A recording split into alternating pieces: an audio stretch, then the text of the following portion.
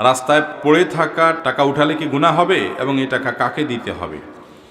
ভাই, রাস্তায় যদি কোনো কুড়িয়ে পড়া জিনিস পাওয়া যায়, আপনি 10টা টাকা পাইলেন, 5টা টাকা পাইলেন, একটা কয়েন পাইলেন বা কোনো কিছু পাইলেন, এটা যদি উঠানো হয় তাহলে কি করতে হয়? কি করতে হয় বলেন?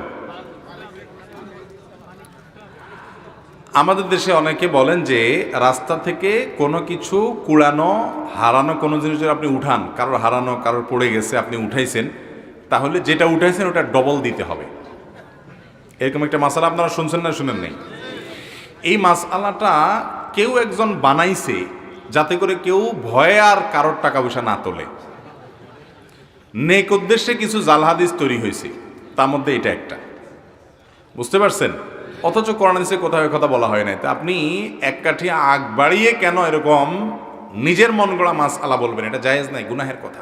এ ধরনের কথা বলা যাবে না।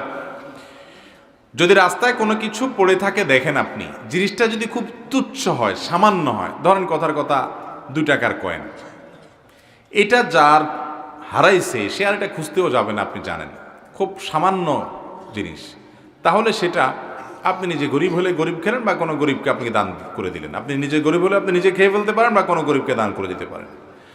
আর যদি জিনিসটা দামি হয়, ধরেন আপনি 1000 টাকা পাইছেন, 2000 টাকা পাইছেন, মূল্যবান কিছু পাইছেন, যেটার মালিক এটাকে খুঁজে বেড়াবে আপনি জানেন, তাহলে সেক্ষেত্রে এটা নেওয়ার পর আপনার দায়িত্ব হলো চতুর্পাশে ভালো করে ঘোষণা দেওয়া, ভাই এই জায়গা আমি কিছু টাকা পাইছি, কার হয় নিয়ে যাবেন।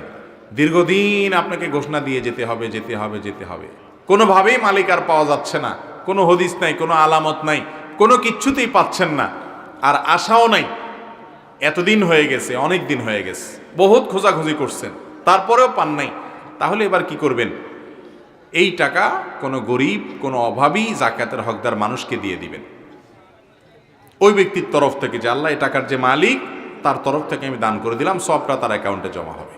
আর আপনি যদি এরকম করেন যে আপনি ওইটা নিয়ে একটু খুঁজলেন, খোঁজাটা এমনভাবে খুঁজলেন যাতে কাউকে না পাওয়া যায়, এই টাইপের খোঁজা খুঁজলেন, হ্যাঁ?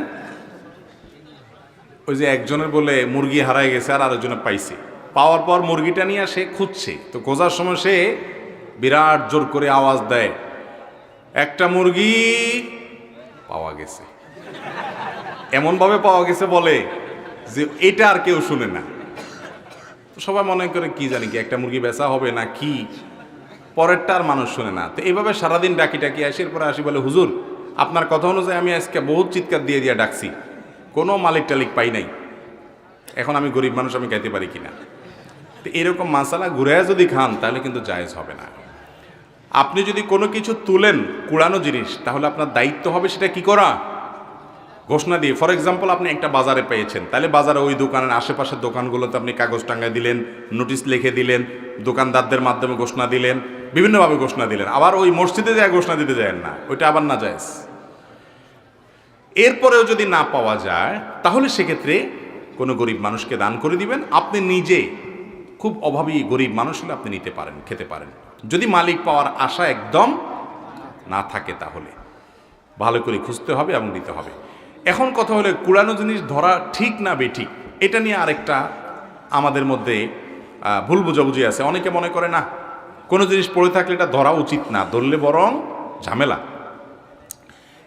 যদি এটা আপনি না নিলে বরং আরেকজন মানুষ নিয়ে এসে খেয়ে ফেলবে, অসৎ মানুষ, এরকম মনে হয়, তাহলে আপনি বরং নেবেন। একজন একটা মোবাইল ফেলে গেছে, আপনি দেখেছেন, আপনি জানেন যে আপনি হারামটা খাবেন না, আপনার মধ্যে আল্লাহর ভয় আছে, আপনি খুঁজি মালিককে দেওয়ার চেষ্টা করবেন, আর আপনি না নিলে বরং অন্য কোনো লোক নিয়ে যাবে যার মধ্যে আল্লাহর ভয় নাই, এরকম আশঙ্কা হলে আপনার জন্য বরং সেটা উঠানো উচিত।